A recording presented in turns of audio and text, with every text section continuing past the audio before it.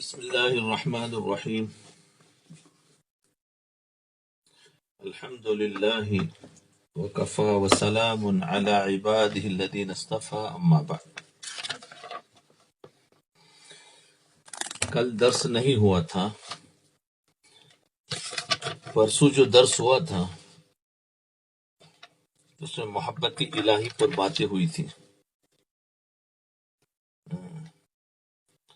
جس دن ہمارے دل میں اللہ کی محبت پانے کی چاہت پیدا ہو جائے گی اس دن اللہ پاک ہمیں اپنی محبت سے محروم نہ فرمائیں گے. پھر یہ بھی بات آتی تھی کہ انسان کو کس سے محبت ہے، تو ذرا انسان اپنے مشغولیات سے جب فارغ ہوتا ہے تو کس چیز میں لگتا ہے، بس یہ سمجھ لے کہ اس کو اسی سے محبت ہے. جب ذکر و اذکار میں لگتا ہے، اپنے معمولات پورا کرنے میں لگتا ہے تو اس سے محبت ہے. تو اس پر تفصیل سے بات آئی تھی. ایک مفتی صاحب کا سوال تھا. ایک روز ایک مفتی صاحب نے آپ کی خدمت میں عرض کیا، حضرت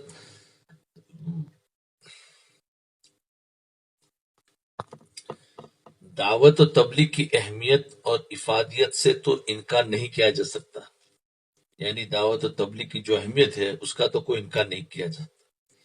تاہم یہ بات سمجھ میں نہیں آتی کہ اس میں عوام سے تو چلے اور 4 مہینے مانگے جاتے ہیں. عوام سے کتنا مانگتے؟ چلے اور 4 مہینے مانگے جاتے ہیں، اور علماء سے سال مانگا جاتا ہے. کیا یہ بات سمجھ میں نہیں آ رہی؟ علماء کو کم وقت مانگنا چاہیے نا، اور عوام کو چلہ جب 4 مہینہ ہے تو علماء کو کم ہونا چاہیے. لیکن علماء کو سال مانگا جاتا ہے اور عوام کے چلے اور 4 مہینے مانگے جاتے ہیں. ایک مفتی صاحب نے حضرت سے عرض کیا کہ میرے سمجھ میں نہیں آتا. حالانکہ علماء کے پاس علم ہوتا ہے، وہ دین سے پوری طرح واقف ہوتے ہیں، اس کے باوجود ان سے زیادہ وقت کا مطالبہ ہوتا ہے. آخر کیوں؟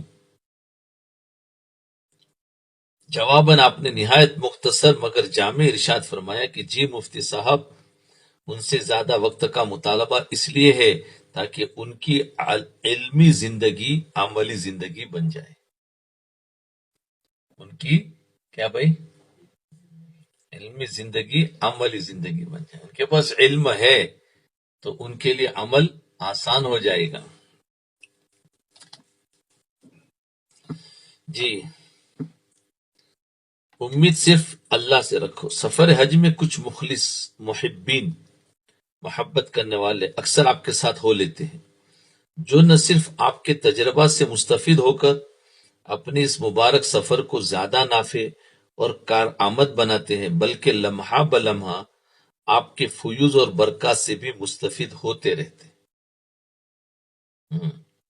علاوہ ازیں یہ حضرات اپنی سعادت سمجھتے ہوئے پورے سفر آپ کی راحت اور سہولت کا خیال بھی رکھتے ہیں. سفر میں حضرت جاتے ہیں تو ان کے ساتھ دوسرے بھی ہو جاتے ہیں. ایک مرتبہ آپ کا سفر حج کمیٹی سے ہوا. سفر حج کمیٹی سے ہوا. اتفاق کے ساتھ جانے والوں میں سے اکثر کا درخواست فارم نامنظور ہو گیا. آپ کے ساتھ صرف 2 ساتھی جا سکے، جن میں ایک آپ کے بڑے بھائی صاحب تھے. روانگی کے دن ایک مفتی صاحب نے عرض کیا کہ حضرت، سفر میں آپ کی راحت کے تعلق سے بڑی تشویش ہے کہ دیگر اسفار میں ساتھی ساتھ رہا کرتے تھے جو آپ کی ہر ممکن راحت کا خیال رکھتے تھے. فرمایا مفتی صاحب، فکر کی کوئی بات نہیں ہے، مجھے تو اس تعلق سے بالکل بھی تشویش نہیں نہیں ہے، بلکہ سچ کہو تو پچھلے اسفار کی بنسبت اس سفر میں میرے دل میں اطمینان کی کیفیت کچھ زیادہ ہی ہے. دیکھا، کہا کہ پچھلے سفروں میں جو ساتھی زیادہ ہوتے تھے تو اس سے مجھے زیادہ گھبراہٹ ہوتی ہے، بلکہ اس سفر میں ساتھی نہیں ہے تو مجھے اطمینان ہے، کیونکہ تنہائی ملے گی نا، زیادہ نہیں ہے. اطمینان کی کیفیت کچھ زیادہ ہی ہے. بھائی، حجاج ضیوف الرحمان ہوتے. حاجی کون ہوتا ہے؟ رحمان کے مہمان ہے، اللہ کے مہمان ہے. تو جب اللہ بلاتا ہے تو ظاہر بات ہے جو میزبان ہوتا ہے، میزبان کون ہے؟ اللہ. تو ظاہر بات ہمارے گھر میں جب مہمان آتا ہے تو ہم کتنے خادم لگا دیتے ہیں ان کے لیے. تو اللہ جب ہمارا میزبان ہے اور ہم اس کے مہمان ہیں تو پھر اللہ ہمیں ضائع تھوڑی کرے گا. ان کی میزبانی اللہ پاک کے ذمے ہوتی ہے. بھلا اللہ رب العزت جن کا میزبان ہو انہیں اپنی راحت کے تعلق سے کیوں کر تشویش ہوگی؟ وہ خود ہماری راحت اور سہولت کا انتظام فرمائیں گے، وہ تو اللہ ہی کریں گے. جی، وہ ہماری راحت اور سہولت کا انتظام فرمائیں گے. اور پھر میں تو بیمار اور کمزور بھی ہوں، یہ تو ہمارا بھی دستور ہے کہ ہم اپنے مہمانوں کی حالت کے موافق ان کی راحت اور سہولت کا انتظام کرتے ہیں. کہ جو مہمان کمزور اور ضعیف ہوتا ہے، فرش پر بیٹھ نہیں پاتا، ہم اس کے لیے کرسی وغیرہ کا انتظام کرتے ہیں. اگر اس پر بیٹھنے میں بھی اسے دشواری ہوتی ہے تو اس کے لیے نرم گدی تکیا کا انتظام کرتے ہیں تاکہ خوب اطمینان سے ٹیک لگا کر بیٹھ سکے، اور اگر لیٹنا چاہے تو بسہولت لیٹ سکے. بیمار اور کمزوروں کا تو ہم بھی اتنا خیال کرتے ہیں، پھر کیا اللہ پاک ہم بیماروں کی راحت کا خیال نہیں رکھیں گے؟ پھر اللہ پاک ہم بیماروں کی راحت کا خیال نہ رکھیں گے؟ لہذا مجھے تو اس تعلق سے بالکل بھی پریشانی نہیں ہے. جی،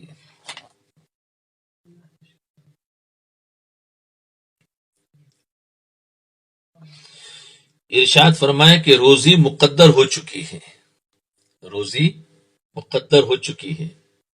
خدا کی قسم آدمی کو اس مقدر سے زیادہ مل ہی نہیں سکتا. یعنی روزی تو لکھ دی گئی ہے. ہاں، وہ ابھی اس کا حساب نہیں ہوگا کس کو کتنا دینا ہے، وہ تو اللہ نے لکھ دیا ہے. فرمایا اس سے زیادہ مل ہی نہیں سکتا، اور جو مقدر ہو چکا وہ بہرحال مل کر رہے گا. اللہ، روزی مقدر ہو چکی ہے. سبحان اللہ.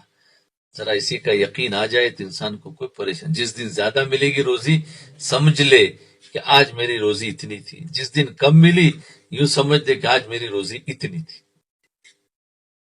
جس دن خوشی ملی یوں سمجھے کہ آج میری خوشی لکھی تھی.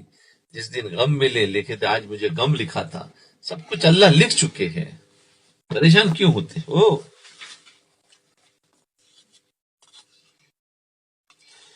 تو اس پر اپنا ایک واقعہ سنا. بمبئی میں عطریات کے مشہور تاجر مولانا بدر الدین اجمل صاحب، ان کا عطر کے بہت بڑے تاجر تھے، بہت مشہور ہے اجمل. تو بدر الدین اجمل صاحب ہے، بہت بھلے آدمی ہیں، مجھ سے اللہ واسطے محبت کرتے ہیں. ان کی عادت ہے کہ جب حج کرنے جاتے ہیں تو علماء کرام میں خوب عطر تقسیم کرتے ہیں. ایک مرتبہ میں حج کے زمانے میں علماء کرام کے ساتھ بیٹھا ہوا تھا. میری عادت ہے کہ جہاں علماء کرام کو دیکھتا ہوں تو استفادہ کی غرض سے انہی کے ساتھ بیٹھ جاتا ہوں. اس وقت مولانا بدر الدین صاحب بھی تشریف لے آئے اور اپنی عادت کے مطابق علماء کے درمیان عطر کی شیشیاں تقسیم کرنے لگے. میں بھی چونکہ وہیں بیٹھا ہوا تھا اس لیے انہوں نے ایک شیشی مجھے بھی ہدیہ دی تھی، کیونکہ بغیر گمان کے ملی تھی اس لیے میں نے لے لی. پھر آئندہ حج میں بھی ایسا ہی ہوا کہ میں علماء کرام کے ساتھ بیٹھا ہوا تھا اور مولانا تشریف لائے اور اپنے عادت کے مطابق عطر تقسیم کرنا شروع کر دیا. چونکہ مولانا علماء کرام کے اعزاز میں انہیں عطر ہدیہ دیتے تھے، اس لیے مجھے غیرت آئی کہ میں عالم تو ہوں نہیں، پھر ہدیہ کیسے لوں؟ وہ تو علماء کو دیتے تھے. ممکن ہے مولانا اس سوچ کر مجھے بھی ہدیہ دے دیتے ہو کہ جب تمام لوگوں میں تقسیم کروں گا اور شکیل کو نہیں دوں گا تو شاید اسے برا لگے گا. وہ جانتے تھے پہلے سے ہی، اس لیے مجھے ہدیہ لیتے ہوئے بہت غیرت محسوس ہو رہی تھی. ابھی مولانا علماء کرام میں شیشیاں تقسیم ہی کر رہے تھے کہ میں نے دل میں دعا کرنے شروع کیا، اللہ آپ انہیں مطلقاً بھلا دیجئے، میں انہیں یاد ہی نہ ہو کہ یہ مجھے ہدیہ دے. چنانچہ ایسا ہی ہوا اور مولانا واقعی مجھے شیشی دینا بھول گئے اور واپس چلے گئے. قریب بیٹھے ہوئے ایک عالم نے جب یہ دیکھا کہ مولانا مجھے شیشی دینا بھول گئے اور واپس چلے گئے تو فوراً انہوں نے اپنی شیشی مجھے دے دی اور کہا کہ یہ آپ کو ہدیہ ہے. لو، مقدر کا اس کو سمجھا رہے کہ مقدر کا کہیں جاتا نہیں ہے. وہ دینا بھول گئے تو بازو والے نے ہم کو دے دی. دیکھو مقدر کا کیا ہے کہ جاتا نہیں ہے، تو مقدر ہے. اس لیے میرے دوستوں میں اکثر کہا کرتا ہوں کہ اپنے تمام تر صلاحیت اور کوشش کا محور صرف مال کو نہ بنانا چاہیے کہ ہم وقت اسی فکر اور اسی جستجو میں رہے کہ مال کیسے آئے، کہاں سے آئے، کس طرح بڑھے، یعنی رات دن اس کی فکر نہیں کرنا چاہیے، کیونکہ میں نے ابھی بتلایا کہ مال مقدر ہو چکا ہے، کسی کو اس کے مقدر سے زیادہ نہیں ملتا۔ اس کا مطلب یہ نہیں کہ میں آپ کو مال کمانے سے منع کر رہا ہوں، ہاں، کیونکہ اہل و عیال کے نفقہ کے خاطر مال کمانے کی جستجو میں لگنا یہ بھی ایک مستقل عبادت ہے۔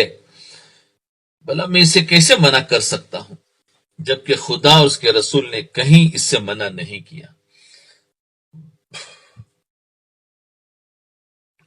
قرآن حدیث میں کہیں اس کی حد نہیں بیان کی گئی کہ اتنے کروڑ یا اتنے 100 کروڑ کما کر بس کر دو، اس سے آگے مت کمانا، بلکہ جتنا چاہو کماؤ۔ بس یہ ملحوظ رکھو کہ مال کمانے میں اتنے منہمک نہ ہو جاؤ، اتنے مشغول نہ ہو جاؤ کہ آخرت ہی سے غافل ہو جاؤ، آخرت کو بھول جاؤ،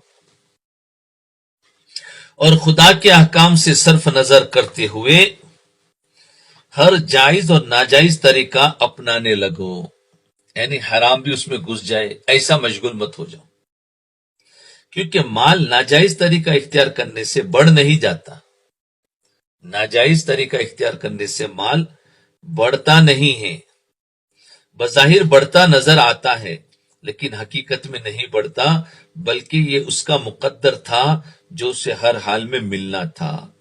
اگر یہ جائز طریقہ اختیار کرتا تب بھی اسے اس کا مقدر ضرور ملتا، یہ تو اس کی کم فہمی اور نادانی تھی کہ جو مال اسے جائز طریقے پر حاصل ہو سکتا تھا اس نے اسے ناجائز طریقے کے ذریعے سے حاصل کیا۔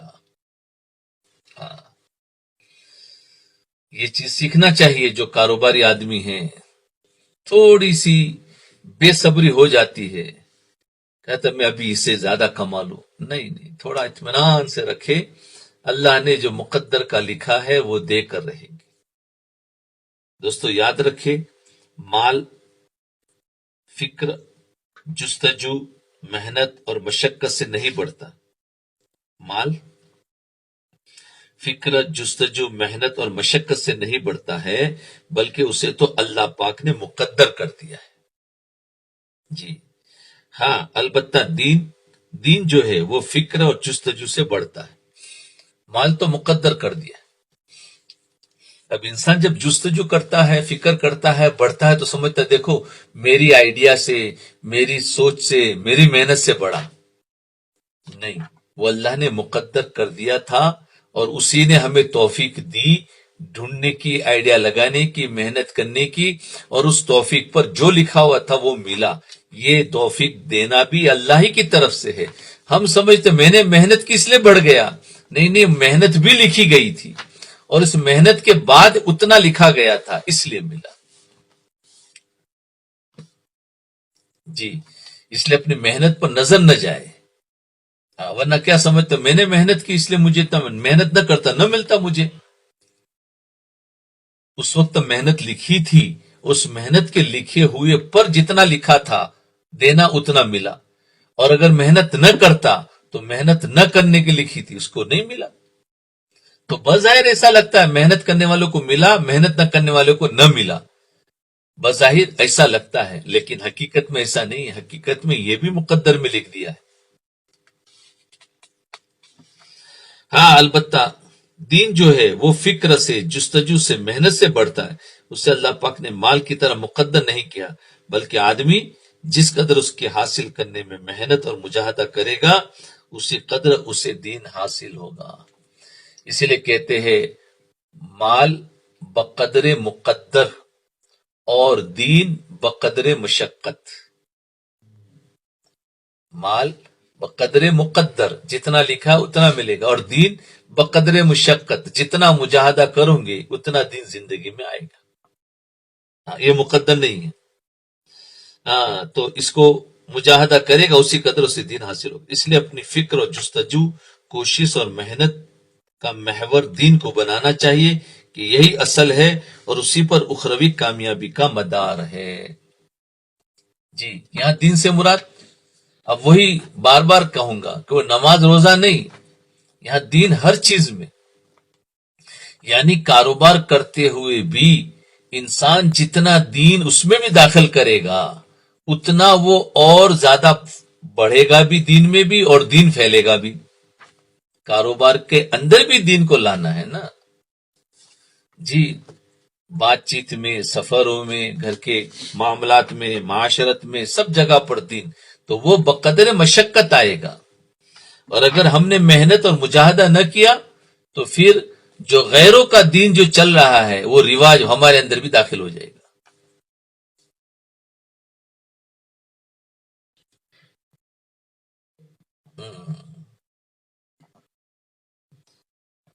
میری گفتگو کا حاصل صرف یہ ہے کہ آدمی دین اور دینی تقاضوں کو مقدم رکھے، ہمیشہ دین کو آگے رکھو، ہمیشہ دین کو آگے رکھو۔ اگر ہم بزنس کر رہے ہیں تو اس میں بھی دین کو آگے رکھنا ہے کہ میرا بزنس مال کمانے کے لیے نہیں، میرا بزنس دین کو پھیلانے کے لیے ہے۔ تو دیکھو اس نے دین کو آگے رکھا۔ جب دین کو آگے رکھے گا تو یہ آدمی اپنا نقصان نہیں دیکھے گا، بولے میرا دین کیسے زندہ ہوتا ہے؟ اگر میرا نقصان ہو کر میرا اللہ کا دیا ہوا دین زندہ ہوتا ہے تو میں سستے میں ہوں، اور یہ زیادہ نفع والا تجارت ہے، چاہے میرا نقصان ہو رہا ہے مال کا۔ تو جب دین کو مقدم رکھے گا تو پھر وہ مال کے نقصان پر افسوس نہیں کرے گا، دین کے چھٹنے پر یا کسی کو تکلیف ہونے پر وہ افسوس کرے گا میری ذات سے کسی کو تکلیف پہنچ گئی، وہ راحت پہنچانے کی کوشش کرے گا، چاہے پھر وہ مسلمان ہو غیر مسلم ہو، کیونکہ دین تو ہر ایک کے سامنے ہمیں ظاہر کرنا ہے۔ تو جی، تو ہمارا یہ ہے کہ دین ہمیشہ مقدم ہو ہر جگہ پر، صلاحیت اور محنت کو دین کے حصول اس کی ترقی میں لگائے، رہا مال تو وہ ممکنہ کوشش کے بعد جس قدر حاصل ہو جائے اسی پر صابر اور شاکر رہے، اور خیال کرے کہ میری روزی اتنی ہی مقدر تھی، اپنا نصب العین اور مقصد زندگی آخرت سمجھے، اپنا مقصد زندگی کیا سمجھے؟ آخرت سمجھے، دنیا نہیں ہے۔ دنیا تو کمانا ہے، خوب کماؤ، پھر اللہ تعالیٰ نے جہاں جہاں خرچ کرنے کو کہا ہے وہاں خوب خرچ بھی کرو، کیونکہ اللہ نے جہاں کمانے کو کہا ہے تو وہاں خرچ کرنے کے راستے بھی بتائے، تو کماؤ بھی خوب، اور خرچ کرنے کے جو راستے ہیں وہاں خرچ بھی خوب کرو، تو پھر اللہ ہمیں اور دے گا، اور دے گا۔ کیوں کہ اللہ تعالیٰ دیکھ رہا ہے میرا بندہ جہاں جہاں میں نے بتایا وہاں دیتا بھی ہے، تو اللہ اس کو دیں گے اور یہ وہاں پہنچائے گا۔ تو کمانا، لیکن یہ ہے کہ کماؤ کماؤ خوب کماؤ، کہا کہ دیکھو قرآن حدیث میں آیا، علماء فرماتے خوب کماؤ، پھر خرچ کچھ بھی نہیں کرتا۔ کیا کرتا ہے؟ خرچ اپنے اوپر لگاتا ہے، کہ اپنے مکان لیا، سب کچھ اپنے اوپر، پھر حقوق سب کا مارتا ہے۔ جو قرآن نے بتایا ان سب پر خرچ کرو، ان کے حقوق ہمارے مال کے اندر، اور ہم نے اس مال کو اس میں سے کسی کو نہیں دیا، اور اس مال کو ہم نے اور جمع کیا اور بڑھایا، اور بڑھتے بڑھتے ہم دنیا سے چلے گئے، تو اب جو حقوق تھے اس مال کے اندر ہم نے ادا نہیں کی۔ تو جہاں اللہ مال دیتا ہے تو ساتھ میں حقوق بھی دیتا ہے، خالی مال کا حق صرف زکوٰۃ نہیں ہے، زکوٰۃ تو فرض کر دی ہے، اس کے علاوہ بیواؤں، یتیموں، مدارس، مساجد، علماء، دین کے کام کرنے، دین کے محنت کرنے والے، یہ سب پر ان کے مصارف ہے، مسافر ہے، تو سب پر خرچ کرنا ہے۔ تو اللہ نے جتنا دیا ہے ان پر اپنی حیثیت سے خرچ کرے گا، تو یہ کام ہے۔ ہم خرچ کرتے کس کو؟ جو مانگنے والے آتے انہیں کو دے دیتے۔ مانگنے والوں کو دینا یہ کمال نہیں ہے، چاہے اس میں لاکھوں لٹا دے، بولے میں تو بہت خرچ کرتا ہوں۔ ارے جو نہیں مانگ رہے ہیں، جو دین کے کام میں مشغول ہے، قرآن نے ان کا نام بتایا ہے، جو رات دین پر ہونے والے جو اعتراض اور حملے ہیں، اور وہ اس کو لوگوں کو اندر بات کر کے ان کو دین کی طرف لا رہے ہیں، کیا یہ نہیں ہے؟ تو مجاہدین ہیں، اس طریقے سے دین کی محنت کرنے والے ہیں، ان لوگوں کو اصل تو خرچ کرنا چاہیے، لیکن کیا کریں، ہماری عادت ہے کہ مانگنے والے جتنے آ رہے ہیں ہم انہی کو دے رہے ہیں۔ اور اللہ والوں پر جب خرچ کریں گے اور ایسے علماء جو دین کی محنت ان پر خرچ کریں گے تو ان کے صفات بھی ہمیں ملیں گے، ان کی دعائیں بھی ہمیں ملیں گے. اور جو باہر ہوتے ہیں جن کی عادت ہی ہے مانگنا، ٹھیک ہے ان کو اگر دے دیا تو ان کی کیا دعائیں ہمیں ملے، وہ پتہ نہیں کہاں جا کے خرچ کرتے ہیں، کس حرام کام میں، کس جائز کام میں. تو بہت کم اس میں مستحقین ہوتے ہیں، مستحقین کو تو ڈھونڈنا پڑتا ہے. تو خیر بہرحال جو بھی مال آتا ہے اس مال کے اندر یعنی حقوق ہوتے ہیں، یاد رکھو، تو اس حقوق میں ادا کرنا ہے. اب یہ ساری چیزیں جو ہے وہ علماء کے پاس بیٹھنا ہے، علماء کے پاس بیٹھ کر پوچھنا ہے کہ یہ ہے، اس میں میرے کو کتنا ان کو دینا چاہیے، کتنا ادھر لگانا چاہیے، کتنا اپنے لگنا چاہیے. وہ سارا ایک ترتیب ہے. لیکن ہوا یہ ہے کہ ہم اپنی مرضی سے ہی لگاتے ہیں، اپنی مرضی سے ہی خرچ کرتے ہیں. میں جہاں چاہوں گا وہاں خرچ کروں گا، تو ٹھیک ہے خرچ تو کر لیا، لیکن اگر پوچھ کر کرتے تو اس میں عبادت کا ثواب بھی ملتا اور نفس اس میں مرتا، اور اللہ اس پیسوں کو قبول کر کے ہماری آخرت اور ہمارے اولاد کی بھی زندگی بنا دیتے. جی تو رہا مال، تو وہ ممکنہ کوشش کے بعد جس قدر حاصل ہو جائے اس پر صابر اور شاکر رہے، اس پر شکر ادا کریں. اور بس یہ کہ مال کمانے میں یہ دھیان میں رکھے کہ مال کہیں غلط راستے سے تو میرے پاس نہیں آ رہا ہے، اس میں بہت چوکن نہ رہے، کیونکہ غیر محسوس طریقے سے غلط راستے سے اسے آ جاتا ہے، پتہ بھی نہیں چلتا. اس لیے ہمیشہ علماء کو پوچھ کر بتاتے رہے، بھائی دیکھو میرا یہ مال ایسے لے رہا ہو، ایسا دے رہا ہو، ایسا کر رہا ہو، ایسا کر رہا ہو، صحیح ہے کہ نہیں. تو وہ اگر سائن کر دے تو اوکے. تو فرمایا اس کے بعد جس قدر حاصل اس پر صابر و شاکر رہے، اور خیال کرے کہ میری روزی اتنی ہی مقدر تھی. اپنا نصب العین اور مقصد زندگی آخرت سمجھے، دین کے حصول اور اس کی ترقی کی فکر کو اپنا اوڑھنا بچھونا سمجھے کہ میرے اندر دین آ جائے. جب یہ فکر غالب ہوگی تو دین میں ترقی نصیب ہوگی، جس کی بنیاد پر انشاءاللہ آخرت میں تو کامیابی ملے گی ہی، ساتھ ہی اللہ پاک اس کی دنیا بھی اس کے لیے آسان کر دے. دیکھو دین کی فکر کرو گے تو سب سے بڑا فائدہ کیا ہے، اللہ ہماری دنیا کو آسان کر دے گا، ہماری دنیا آسان ہو جائے گی.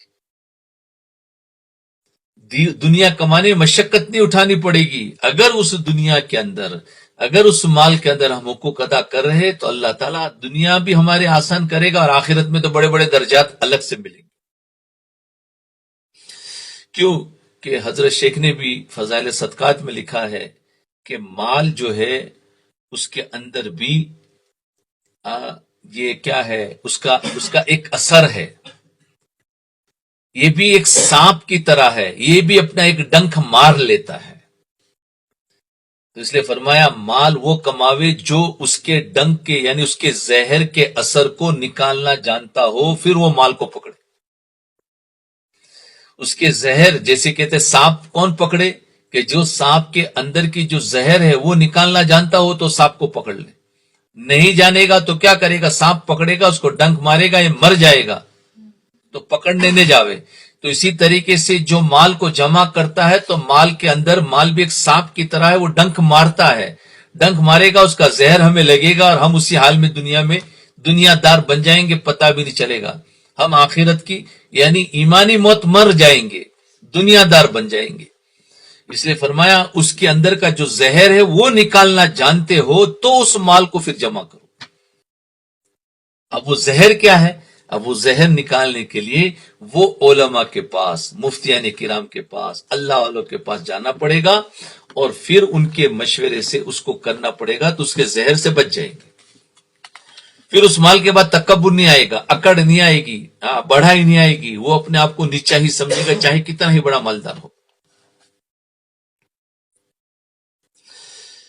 ایک سلسلے گفتگو میں ارشاد فرمایا کہ ایک مرتبہ ہم لوگ گاڑی میں بیٹھ کہیں جا رہے تھے، راستے میں کچھ غیر مسلم پٹاخے پھوڑ رہے تھے. انہیں دیکھ کر ہمارے ایک ساتھی نے کہا کہ لوگ کتنے بے وقوف ہیں کہ اپنے ہی پیسوں سے پٹاخے خریدتے ہیں، پھر ان میں آگ لگا دیتے ہیں. اپنے ہی پیسوں سے وہ چیزیں خریدتے ہیں، پھر گویا اپنے ہی پیسوں کو آگ بھی لگا دیتے ہیں.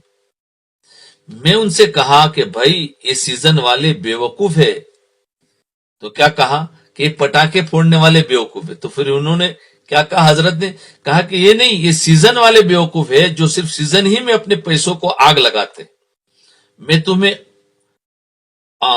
آل سیزن کے بیوقوف بتلاتا ہوں. آل سیزن، ہر سیزن کے بیوقوف جو ان سے بھی بڑے بیوقوف ہے اور روزانہ اپنے پیسوں میں آگ لگاتے ہیں. میری بات سن کر وہ صاحب بہت چونکے، کیونکہ یہ پٹاخے کی سیزن تو سال میں ایک آدھ مہینہ آتی ہے، لیکن حضرت نے فرمایا میں تمہیں آل سیزن یعنی پورے سال میں جتنی سیزن آتی ہے وہ اپنے مال کو آگ لگاتے ہیں، میں تمہیں وہ سب سے زیادہ بڑے بیوقوف ہے میں وہ بتاؤں. تو وہ چونک گئے، کہنے لگے کہ آل سیزن کے بیوقوف کون ہے؟ میں نے کہا یہ سیزن والے بیوقوف اگرچہ اپنے پیسوں میں آگ لگاتے ہیں لیکن اتنی احتیاط ضرور کرتے ہیں کہ اپنی جان کو ہلاکت میں نہیں ڈالتے، یعنی اپنے آپ کو تو ہلاکت میں نہیں ڈالتے، بلکہ جب کبھی پٹاخے کو چنگاری لگاتے، پٹاخے سمجھے نا جو دیوالی میں لگاتے ہیں آواز آتی ہے، یہ لوگ پتہ نہیں کہ پٹاخے کیا ہے.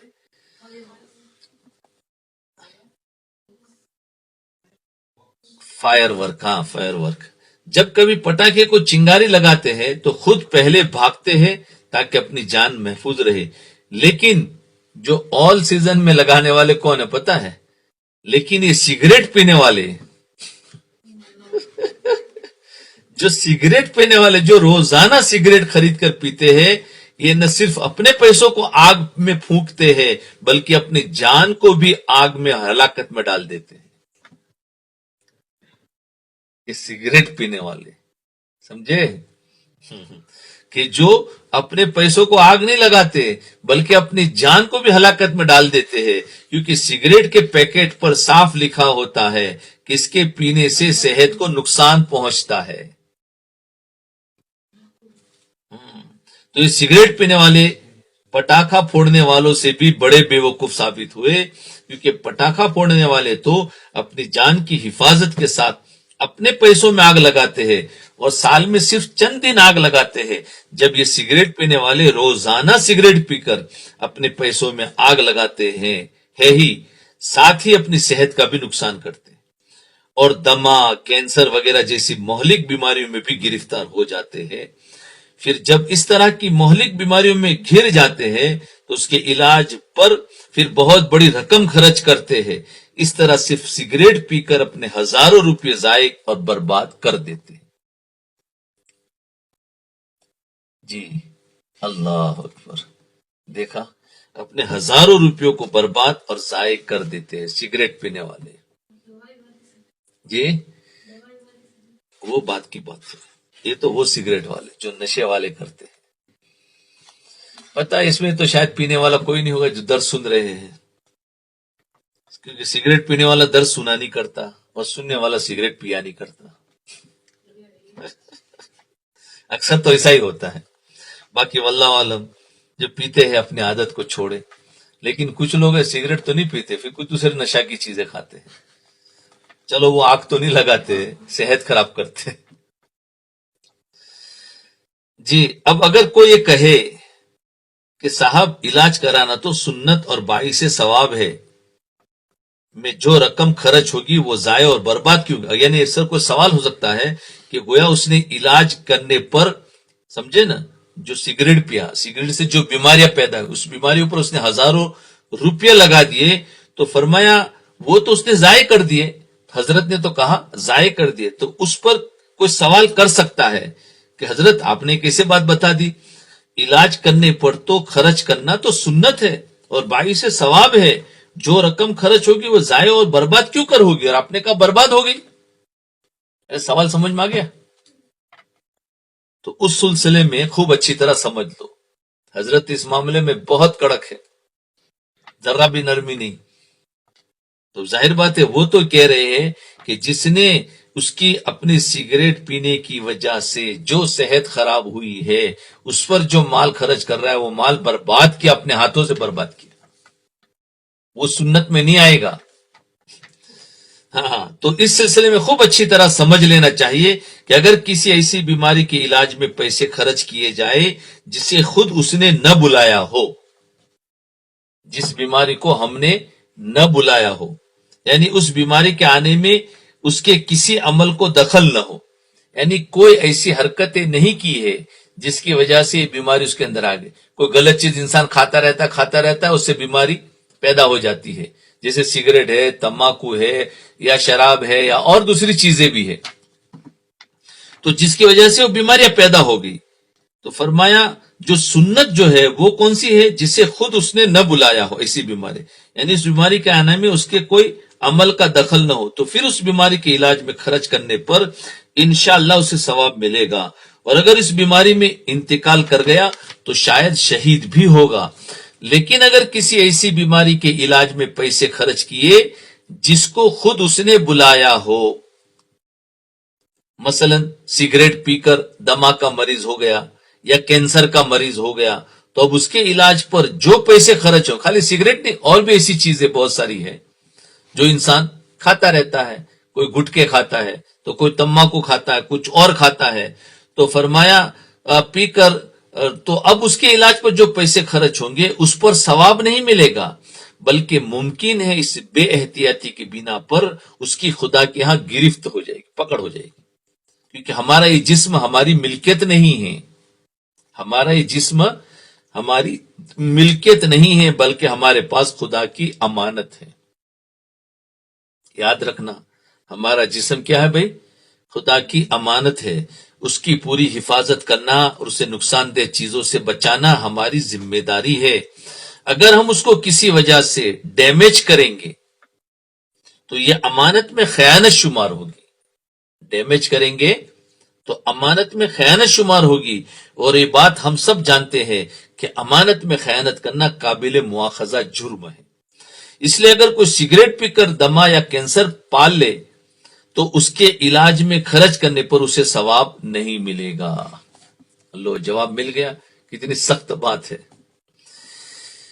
خیر یہی وجہ ہے کہ میرے نزدیک سگریٹ پینے والوں سے بڑا بیوقوف کوئی نہیں ہے. میں انہیں سب سے بڑا بیوقوف سمجھتا ہوں کہ اپنے ہی پیسوں سے بیماری خریدتے ہیں، پھر اس بیماری کے علاج میں ہزاروں روپے برباد کرتے ہیں. اور اگر کوئی سگریٹ پینے والا مجھے میرے دنیاوی نفع کی بات بتاتا ہے تو میں اس کے مشورے کو بھی نہیں مانتا. یعنی سگریٹ پینے والا اگر مجھے کوئی دنیاوی نفع کی بات بتاتے ہیں، حضرت آپ ایسا کرو، اس بزنس میں یہ فائدہ اور یہ فائدہ، تو میں اس کی مشورے بھی نہیں مانتا. کیونکہ جسے خود اپنے بھلے برے کی تمیز نہ ہو، جس کو خود اپنے بھلائی کی اور برائی کی تمیز نہ ہو، وہ دوسرے کی نفع کی بات کیا بتا سکتا ہے؟ اس لیے میں کسی معاملے میں اس کا کوئی مشورہ قبول نہیں کرتا. اللہ اکبر، کتنی سخت. خیر واقعتاً بات یہ ہے کہ جسم امانت ہے، یعنی ایسی فضول باتیں جو چیزیں ہیں، ہاں ضرورت میں اگر کوئی استعمال کرے تو اور بات ہے، لیکن بلا ضرورت میں اس کو عادت بنا لینا. جیسے آج کل مال والوں کے، خاص کر کے سگریٹ پینے والے بڑے پیٹ والے ہوتے ہیں. بڑے پیٹ یعنی مراد ہوتا ہے مال والے، کیونکہ مال والوں کا بڑا پیٹ ہوتا ہے. ان کے پیر سے آگے ان کا پیٹ پہلے چلتا ہے. جی، اس لیے اسی سلسلے گفتگو میں فرمایا کہ کس قدر افسوس کی بات ہے کہ آج مسلمان تاجروں میں بھی جھوٹ اس قدر رواج پا چکا ہے. مسلمان تاجروں میں جھوٹ اس قدر رواج میں پا چکا ہے کہ بغیر جھوٹ کے کاروبار نہیں کرتے. وہ سوچتے ہیں کہ بغیر جھوٹ کے کاروبار کیسے ہو سکتا، ہماری تو سمجھ میں نہیں آتا، لیکن وہ بیٹھے تو سمجھاوے نا ان کو کہ کیسے ہو سکتا ہے. یہ صرف ہمارے دماغوں میں گھس گیا ہے کہ کیسے ہو سکتا ہے. تو پہلے بتا دیا روزی دینے والا تو اللہ ہے. ہاں تھوڑے دن اس کو مشق کرنی پڑے گی، اس کی اپنی لائف کو چینج کرنا پڑے گا، تو پھر روزی ملنا شروع ہو جائے گی. تو فرمایا الا ماشاء اللہ، اگر منع کرو کہ جھوٹ مت بولو، اس سے روزی کی برکت ختم ہو جاتی ہے. تو کہتے میاں کہیں جھوٹ بولے بغیر بھی کاروبار ہوتا ہے؟ اور واقعی ایسے بہت ملتے کہ جھوٹ بولے بغیر بھی کہیں کاروبار ہوتا ہے. کاروبار میں تو جھوٹ بولنا ہی پڑتا ہے. اللہ جو اگر ایسا کرے کہ بغیر جھوٹ بولے ہوئے کاروبار بھی ہوتا ہے تو اس کا ایمان کتنے خطرے میں آ گیا. ایک تو یہ ہے کہ غلطی پر افسوس تو کم سے کم، ہاں بات تو صحیح تمہاری، لیکن کیا کرے، کیسے جھوٹ سے بچے. ایک تو غلطی کو غلطی مانو کہ واقعتاً جھوٹ بول کر بزنس کرنا یہ گناہ ہے، لیکن میں اسے چھوٹنا چاہتا ہوں، مجھے کچھ سمجھ میں نہیں آتا، تو یہ آدمی بہت اچھا ہے. لیکن ایک وہ کہے کہ میاں جھوٹ کے بغیر کاروبار ہو سکتا ہے، یہ تو ایمان کا خطرہ ہو گیا. جی، تو کاروبار میں تو جھوٹ بولنا ہی پڑتا ہے. ایسا کہنے والوں کو سگریٹ بنانے والی کمپنیوں سے سبق لینا چاہیے. ایسا کہنے والوں کو سگریٹ بنانے والی کمپنیوں سے سبق لینا چاہیے کہ وہ سگریٹ بنانے والی کمپنی وہ ہر پیکٹ پر، بلکہ سگریٹ کے اشتہار کی بڑی بڑی بورڈز پر 6 انچ موٹے اور بڑے حروفوں میں صاف لکھتی ہے کہ ہماری سگریٹ پینے سے آپ کی صحت کو نقصان پہنچے گا. اگر ہے کہ نہیں بتاؤ. تو سگریٹ والے کتنا سچ بولتے ہیں، وہ سچ بول کے اپنی سگریٹ بیچتے ہیں، دیکھو. لیکن کرے کیا کہ ہمارے اوپر وہ سچ اتنا جھوٹا ہو گیا یا اس سے اتنے غافل ہو گئے کہ باوجود جاننے کے عمل نہیں کر پاتے. تم نہیں، یعنی یہ کہتے کہ ہم جھوٹ بولے بغیر کاروبار کیسے ہوگا. جو یہ کہتے ہیں نا کہ جھوٹ بولے بغیر کاروبار کیسے ہوگا، سچ بولنے جاؤں گے تو کاروبار ہو ہی نہیں سکتا. تو سگریٹ کی کمپنی سچ بولتی ہے اور اس کا کاروبار ہو رہا ہے. سمجھ میں آ گیا نا. یہ سمجھانا چاہتے کہ سگریٹ کی کمپنی جھوٹ نہیں بول رہی ہے، سچ بول رہی ہے. اور بتاؤ آج سگریٹ کی کمپنیاں بند ہوئی کبھی؟ تو اس سے سبق حاصل کرو. عجیب بات بتائی کہ سگریٹ کی کمپنیوں سے سبق لینا چاہیے. ہر پیکٹ میں لکھا ہوتا. اچھا انسان پڑھتا بھی ہے، اس کو کہتے ہیں علم ہے لیکن عمل نہیں ہے. اب بتاؤ اس کو علم ہے نا کہ یہ سگریٹ مجھے نقصان دینے والی چیز ہے، اس کے باوجود بھی سگریٹ پی رہا ہے، عمل نہیں ہو پا رہا ہے.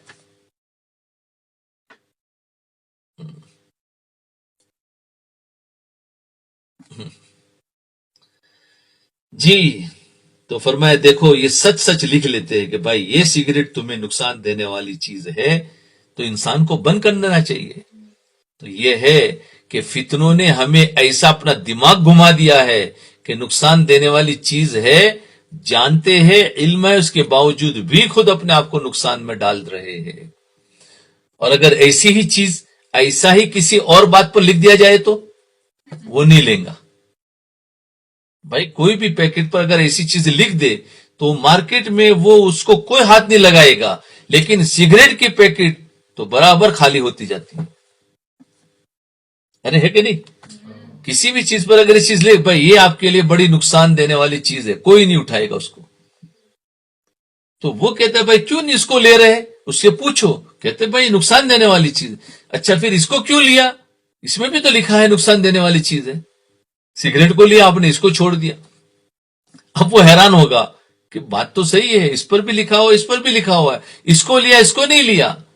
بھئی اس کو دماغوں میں ایسا بٹھایا گیا ہے کہ اب اس سے بچ ہی نہیں سکتا کچھ. اللہ اکبر. تو فرمایا ہماری سگریٹ کے پینے سے آپ کے صحت کو نقصان پہنچے گا، اس کے باوجود لوگ ان کی سگریٹ خریدتے ہیں، ان کا کاروبار خوب چلتا ہے، کروڑوں نہیں اربوں روپے کماتے ہیں. تو بتائیے سچ بولنے سے ان کا کاروبار گھٹ گیا یا مزید ترقی ہو گئی؟ تو اس سے سبق لے کہ ہم سچ بولیں گے ہمارا کاروبار چلے گا. یاد رکھنا یہ ہمارے ایمان کو ختم کرنے کے لیے جھوٹ چلایا گیا ہے اور ہمیں ڈرایا گیا ہے. اگر ایک انسان مارکیٹ کے اندر اس نے ٹھان لے کہ مجھے سچ بولنا ہے، کچھ بھی ہو جائے، ایک دن اللہ اس کو عزت دلائیں گے اور اسی کی دکان سب سے زیادہ چلے گی. شروع میں امتحان آئے گا. ابھی چند روز پہلے ایک صاحب اپنے غیر مسلم پارٹنر کو لے کر مجلس میں آئے تھے. غیر مسلم پارٹنر تھا. इत्तेफाक से उस रोज झूठ के नुकसानात से मुतालिक ही कुछ बातें बयान हुई थी। एक आदमी था, उसका अपना पार्टनर था, उसने कहा चल भाई एक जगह पर जाते कुछ बात सुनते हैं। तो वो भी उस मजलिस में आ गया था, गैर मुस्लिम भी। तो उस रोज झूठ के नुकसानात से मुतालिक ही कुछ बातें बयान हुई। कुछ रोज के बाद उन्होंने अपने गैर मुस्लिम पार्टनर से पूछा कि उस दिन के बयान में बैठकर आपको कैसा लगा। गैर मुस्लिम पार्टनर से पूछा, उससे आपको क्या नफा महसूस हुआ। कहने लगे, उस दिन झूठ के नुकसानात सुनकर मैंने उसी वक्त तय कर लिया था कि अब जिंदगी में कभी झूठ नहीं बोलूंगा। एक गैर मुस्लिम ने तय कर लिया था कि मैं कभी झूठ नहीं बोलूंगा, लेकिन एक मुसलमान सोचता है कि हाय मैं क्या करूं। अरे सोच लो कि मुझे नहीं बोलना है, और फिर किसी को अपना रहबर बना लो और काम चलते जाओ। नफ्स धोखा नहीं देगा, अल्लाह खूब चलाएगा।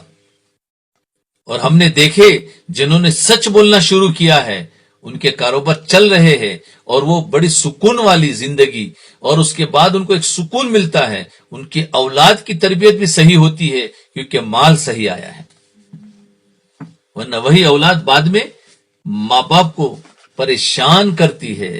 क्या कहते हैं, औलाद हमारी बात नहीं मानती। पर कैसे मानेगी, बहुत कुछ इसके अंदर नुकसान है। तरबियत नहीं हुई, माल कहां से कमाया है, कैसे किया है, क्या खर्च किया है, कुछ हलाल और हराम देखा नहीं, और बच्चे बड़े कर दिए। देखिए कितने अफसोस की बात है कि सिगरेट बनाने वाली कंपनियों के मालिक गैर मुस्लिम होने के बावजूद सच बोलकर कारोबार करे, और एक गैर मुस्लिम व्यापारी सिर्फ एक मर्तबा झूठ के नुकसानात सुनकर हमेशा के लिए उसे छोड़ देने का फैसला कर ले। लेकिन एक मुसलमान जो न सिर्फ खुदा और रसूल और आखिरत पर ईमान रखता है, बल्कि कुरान और हदीस की रोशनी में झूठ के नुकसानात भी मुसलसल सुनता रहता है, फिर भी वो कहे कि मियां कहीं झूठ के बगैर भी कारोबार चलता है, तो उससे बड़ी बेगैरती और शर्म की बात मुसलमान के लिए और क्या होगी। आज सारा झूठ पर हुआ, उससे पहले कहीं कीना पर हुआ था, कहीं अल्लाह की मोहब्बत पर हुआ, आज सारी बात झूठ पर आ रही जी। तो ये भी रूहानी बीमारियों में से एक बीमारी है ना मुसलमान के लिए। और क्या होगी कि जिस चीज को गैर मुस्लिम बुरा समझकर छोड़ने के लिए तैयार है, आज मुसलमान उसे बुरा जानते हुए भी छोड़ने के लिए तैयार नहीं है। उम्मीद है आज की इस बातों को सुनने वाले ठान लेंगे कि खाली कारोबार में झूठ नहीं, याद रखो झूठ खाली कारोबार में नहीं, झूठ हर जगह पर हमारा फैल गया है। हमें हर जगह पर झूठ नहीं बोलना है, सच सच बोलना है, क्योंकि सच्चाई नजात दिलाती है, ये हदीस है, और झूठ इंसान को हलाकत में ले जाती है, हदीस इसका मफहूम है। तो सच्चाई नजात दिलाती है, हर वक्त सच बोलो, झूठ को तो खत्म ही कर देना है। तो सच बोलने से बज़ाहिर तो नुकसान लगेगा, लेकिन हकीकत में उसमें सुकून है जी। सच बोलने से बज़ाहिर इंसान को पूरा दिन में कुछ व्यापार भी नहीं हुआ, लेकिन उसमें सुकून है। जो झूठ बोलकर जिसका बिजनेस हुआ वो पैसा लेकर घर पे जा रहा, एक आदमी ने सच की वजह से उसका बिजनेस नहीं हुआ, वो बगैर पैसे के घर पे जा रहा है। तो घर पे जाने वाले दोनों हैं, एक पैसे वाला है, एक बगैर पैसे के जा रहा है। लेकिन देखना, जो बगैर पैसे के उसको सुकून होगा, पैसे वाला होगा उसको बेसुकूनी होगी। समझ में आई? पैसे बगैर जा रहा है लेकिन सुकून में होगा, वो पैसों के साथ जा रहा है, तो सुकून तो बज़ाहिर उसको मिलना चाहिए जिसके हाथ में पैसा है, लेकिन उसको सुकून इसलिए नहीं है कि पैसा झूठ बोलकर कमाया है, तो उसकी वजह से उसके दिल के अंदर से सुकून निकाल दिया गया है, एक परेशानी डाल दी गई है। और इसको झूठ से बचने की वजह से उसको धंधा नहीं हुआ है, इसलिए अल्लाह का एक हुक्म पूरा किया है, और अल्लाह के हुक्म को पूरा करने के बाद अल्लाह एक सुकून डाल देते हैं, इत्मीनान डाल देते हैं। वो घर पे जाएगा लेकिन बेफिक्र होकर जाएगा, बोले कोई बात नहीं, कल अल्लाह दे देगा। अल्लाह का हुक्म तो नहीं टूटा ना।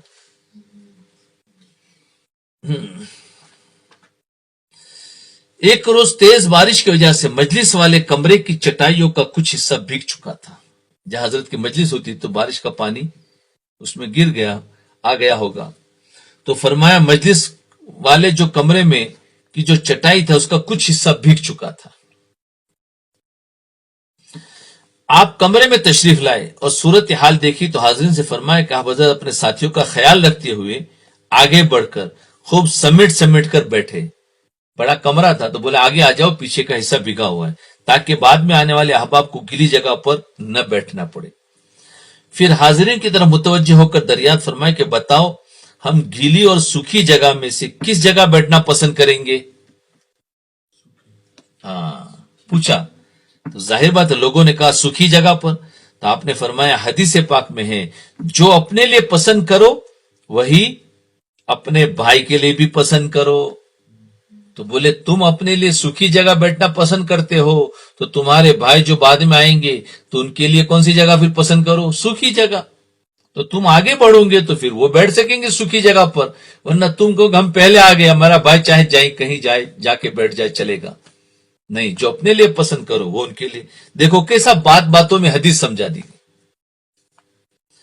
تو فرمایا اپنے جب ہم سوکھی جگہ پر بیٹھنا پسند کرتے ہیں تو ہمیں ان آنے والوں کے لیے بھی سوکھی جگہ بیٹھنے کا انتظام کرنا چاہیے تاکہ حضرت اطمینان اور راحت سے بیٹھ سکے. اور پھر یہ آنے والے احباب تو ہمارے محسن بھی ہے، کیونکہ مجھے تو کچھ نہیں آتا. ان آنے والے طالبین کی طلب ہی کی بنا پر اللہ سارے مضامین ڈالتے ہیں. لہٰذا میرے محسن ہے جب عام لوگوں کے ساتھ حسن سلوک کا حکم ہے تو محسنین کے ساتھ جو ہمارا احسان کرتے ہیں ان کے ساتھ تو اس کا مزید اہتمام کرنا چاہیے. لہذا ہماری ذمہ داری ہے کہ ہم اپنے محسنین کا اکرام، ان کے لیے راحت کا انتظام کریں. تو اس لیے ایک بات کیا بتا دی، جو اپنے لیے پسند کرے وہ دوسروں کے لیے پسند کرے. عجیب بات بتا دے.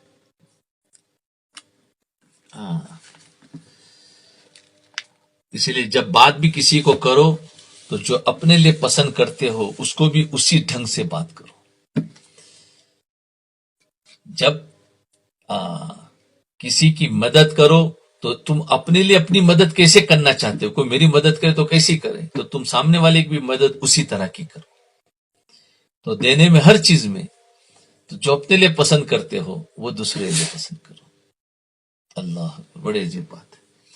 خیر اب بس انشاءاللہ دوسرا کل کریں گے. تو آج زیادہ تر بات ہوئی جھوٹ سے بچنے پر.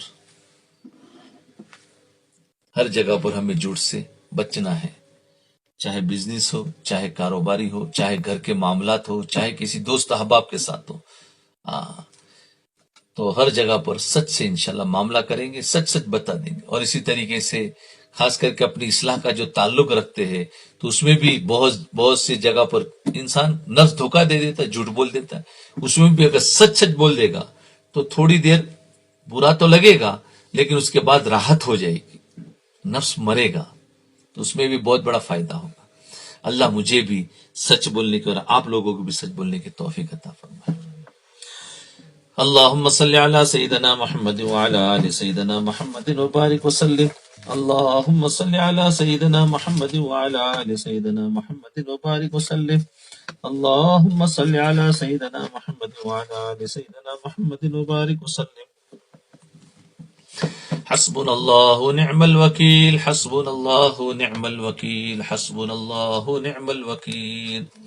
اللهم صل على سيدنا محمد وعلى آل سيدنا محمد وبارك وسلم. يا خفي اللطف أدركني بلطفك الخفي، يا خفي اللطف أدركني بلطفك الخفي، يا خفي اللطف أدركني بلطفك الخفي. اللهم صل على سيدنا محمد وعلى آل سيدنا محمد وبارك وسلم. اللهم صل على سيدنا محمد وعلى آل سيدنا محمد وبارك وسلم. لا حول ولا قوة إلا بالله، لا حول ولا قوة إلا بالله، لا حول ولا قوة إلا بالله. اللهم صل على سيدنا محمد وعلى آل سيدنا محمد وبارك وسلم. لا الہ الا انت سبحانک انی کنت من الظالمین، لا الہ الا انت سبحانک انی کنت من الظالمین، لا الہ الا انت سبحانک انی کنت من الظالمین۔ اللہم صلی علی سیدنا محمد وعلی آل سیدنا محمد وبارک وسلم۔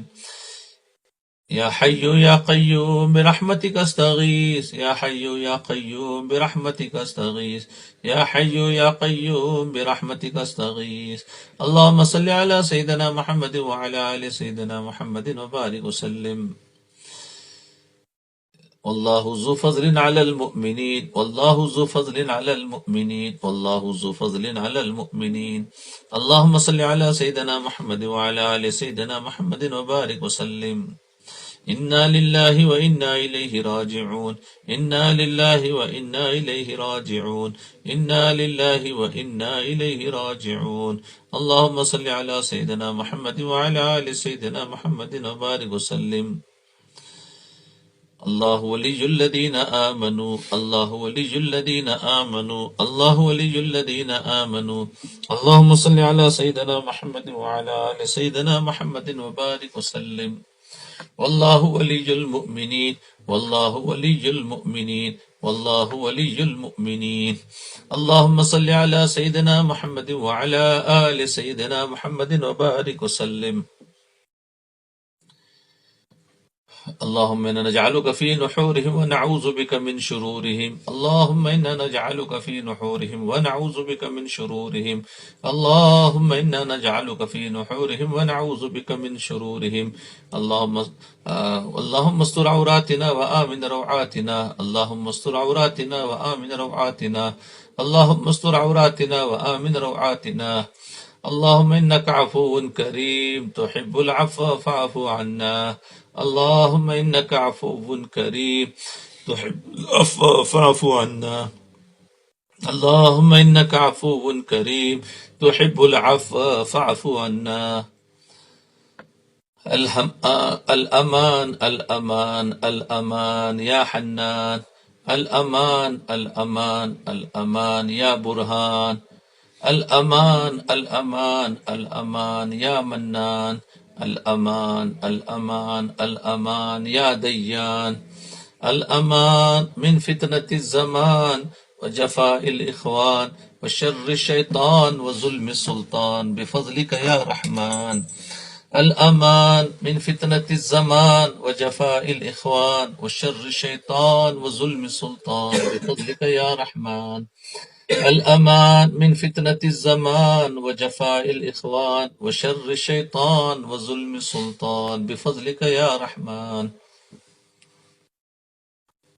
بسم الله بسم الله على نفسي وديني، بسم الله على أهلي ومالي وولدي، بسم الله على ما أعطاني الله، الله ربي لا أشرك به شيئا، الله أكبر الله أكبر الله أكبر، وأعز وأجل وأعظم مما أخاف وأحذر، عز جارك وجل ثناؤك ولا إله غيرك، اللهم إني أعوذ بك من شر نفسي ومن شر كل شيطان مريد ومن شر كل جبار عنيد، فإن تولوا فقل حسبي الله لا إله إلا هو عليه توكلت وهو رب العرش العظيم، إن ولي الله الذي نزل الكتاب وهو يتولى الصالحين۔ تو ادھر مراقبہ کر لے، آنکھوں کو بند کر لے، گردن کو جھکا لے، اور یہ تصور کرے کہ اللہ کی رحمت آ رہی ہے، میرے دل میں سما رہی ہے، میرے دل سے ظلمت و سیاہی دور ہو رہی ہے، میرا دل کہہ رہا ہے اللہ اللہ اللہ۔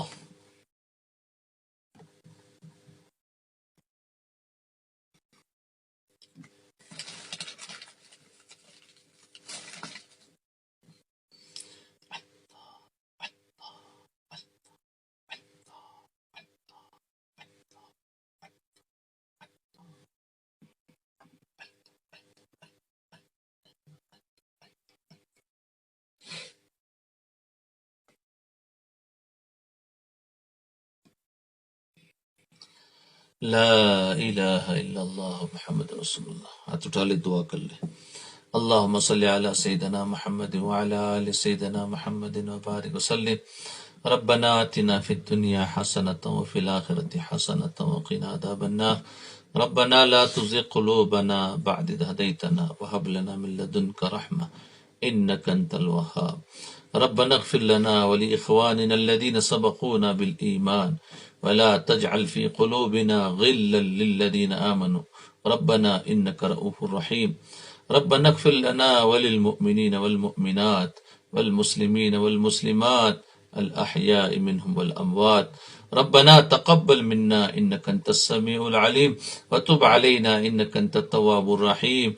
وصلى الله تعالى على خير خلقه محمد وعلى آله وصحبه أجمعين برحمتك يا أرحم الراحمين. ارے تمہیں جاگتا تھا؟